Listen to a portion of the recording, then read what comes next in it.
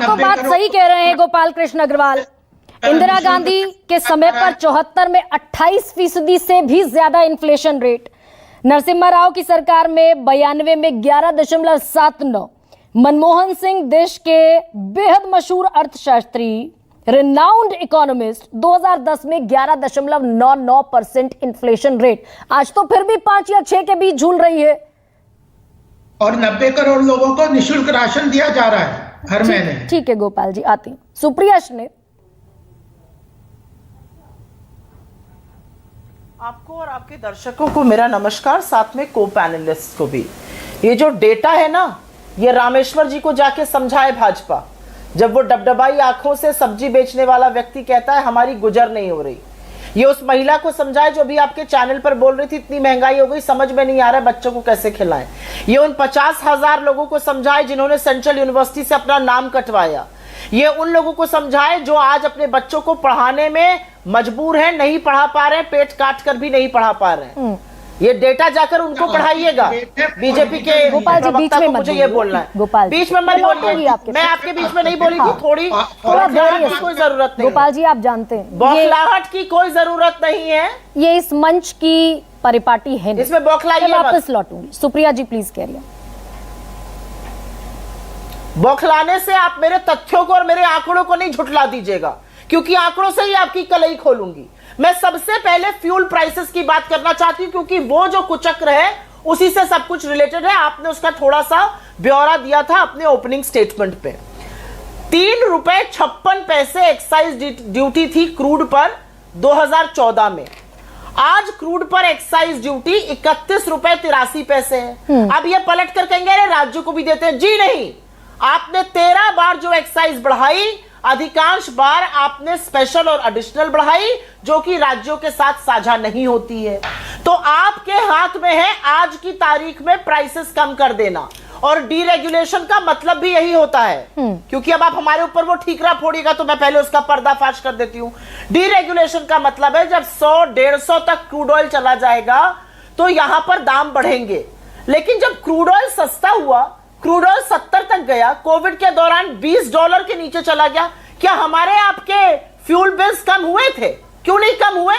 क्या गरीब पर उसका प्रभाव नहीं पड़ता है? असलियत यह है कि गरीब की कमर तोड़ दी है आपने। 64% जीएसटी इस देश की सबसे गरीब 50% आबादी से आप वसूल रहे हैं, और अब इतनी निर्लज्जता आप दिखा नहीं सकते, इसलिए आपने जीएसटी के आंकड़े साझा करने से मना कर दिया, क्योंकि आपको पता है वो कंजम्पशन टैक्स है और उसको आप गला रेत रेत कर वसूल रहे हैं। ये मैं पहली बात कहना चाहती हूं। फ्यूल की जो धांधली है वो देश को पता है। जब महंगा होता है तब भी हम देते हैं, जब सस्ता होता है तब भी हम इसे वसूली की जाती है। नहीं, लेकिन सुप्रिया जी आपके वक्त में पेट्रोल और डीजल पर एक्साइज ड्यूटी उतनी नहीं थी जितनी इन 10 सालों में बढ़ी है। तो मैंने स्टेट किया, फैक्ट है, उसमें मैं कहूं या आप कहें या गोपाल जी न कहें उससे कोई फर्क नहीं पड़ता। आपके समय पर एक्साइज ड्यूटी नहीं थी, एडिशनल चार्जेस नहीं थे, अंतर्राष्ट्रीय बाजार में क्रूड ऑयल महंगा था, दाम सस्ते थे, लेकिन उसके बावजूद महंगाई तो अनकंट्रोलेबल थी। ये डॉक्टर मनमोहन सिंह ने अपने ऑन रिकॉर्ड स्टेटमेंट में माना कि मेरे पास जादू की छड़ी नहीं है, महंगाई रोक दूं। मैं आपको एक रोचक किस्सा बताती हूं, और वो रोचक किस्सा सबके लिए सुनना जरूरी है। हम सब अचार खाते हैं, अभी अभी आम का कैरी का सीजन गया, सबके घरों में अचार पड़ने की बात होती है। हमने कहा भैया अचार मत बनाओ, खरीद कर ले आओ, वो शायद ज्यादा सस्ता पड़ जाएगा। कच्चा आम 25 रुपए किलो होता था 2014 में, आज 10 साल बाद 50 है। सरसों का तेल 67 था, आज 150 है। मेथी का दाना 40 रुपए प्रति किलो था, आज 160 रुपए प्रति किलो है। कलौंजी 44 रुपए प्रति किलो थी, अब 300 रुपए प्रति किलो है। सौंफ 100 रुपए प्रति किलो थी, अब 599 रुपए प्रति किलो है। नमक 10 रुपए प्रति किलो था, अब 28 रुपए प्रति किलो है। और लाल मिर्च जो 210 की थी वो 500 रुपए प्रति किलो हो गई है। इस तरह से दाम बढ़े हैं। दाम ऐसे बढ़े कि 120 का टमाटर है और 70 का प्याज है। हो सकता है वित्त मंत्री खड़ी होकर ये कह दें, क्योंकि लहसुन भी 220 में, कि मैं लहसुन प्याज नहीं खाती। अब वो टमाटर लौकी भी नहीं खाती। लौकी जैसी सब्जी जो हमारे घर में बच्चों को खिलानी मुश्किल हो जाती है, वो भी 75 रुपए पार कर दी। नहीं सुप्रिया जी, एक बार जरा मेरे सवाल पर भी जवाब दीजिए ना। सुप्रिया एक सेकंड, वो सारी चीजें आप जो कह रही हैं, हाँ, एक्साइज ड्यूटी आपके समय पर कम थी, लेकिन महंगाई अनकंट्रोलेबल थी, और ये डॉक्टर मनमोहन सिंह का स्टेटमेंट है। मैं ये सवाल इसलिए पूछ रही हूं कि क्या सरकार के नियंत्रण में भी सारी चीजें नहीं होती हैं, कुछ आउट ऑफ कंट्रोल होता है? आपका शो आपके सवाल का जवाब है, आपके शो की हेडलाइन आपके सवाल का जवाब है। हमारे टाइम पर गाना बनाकर चलाते थे ये लोग, सखी सैया तो खूबे कमात है, महंगाई डायन खाए जाते। तो जो महंगाई का प्रभाव था वो कम क्यों लगता था? क्योंकि लोगों के पास रोजगार था, आए थी। अभी सखी सैया तो नईखे कमात है, महंगाई डायन खाए जाते।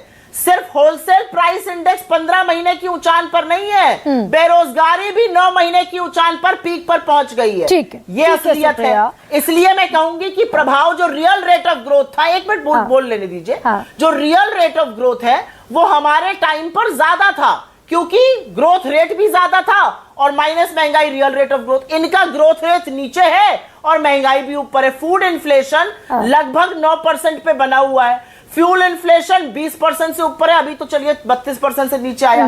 मैं आपसे एक सवाल पूछना चाहता हूं, आपके समय पर ये 18% क्यों था? ये राहत देते हैं, ये थोड़ा सा बताइए जरा, आपके समय पर 18%, 11%, 12%, 13% क्यों था?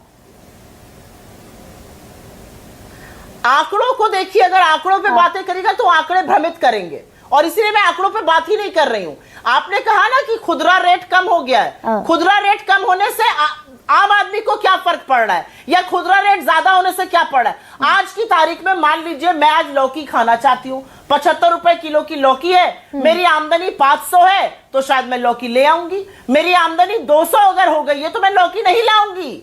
ये असलियत कर दी है। ये डिफरेंस है हमारे और इनके वक्त में। हमारे टाइम पर आय और रोजगार था, इनके टाइम पर बेरोजगारी और बेजारी है। इसलिए और महंगाई जो है वो डायन की तरह काट रही। मैं आपको लेकिन एक और आंकड़ा है, जल्दी से कह दीजिए। हाँ सुप्रिया, जल्दी से। ऐसा नहीं है, एक मिनट, ऐसा नहीं है कि ये राहत देना जानते नहीं है, ये राहत देना जानते हैं जहां पर वोट की बात आती है।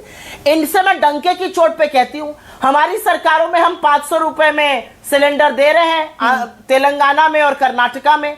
आप राजस्थान में दे रहे हैं क्योंकि हम वहां दे रहे थे और आपको नाक रगड़ के देना पड़ रहा है। आपकी तो 17-18 राज्यों में सरकार है, कहे नहीं दे रहे 500 में सिलेंडर हर जगह। ठीक है सुप्रिया, 500 में सिलेंडर वही मिलेगा जहां पर कांग्रेस की सरकार हटी और आप आए। ठीक है मैम। विजय जी, विजय इधर की उधर क्या मैं जब ये बात कर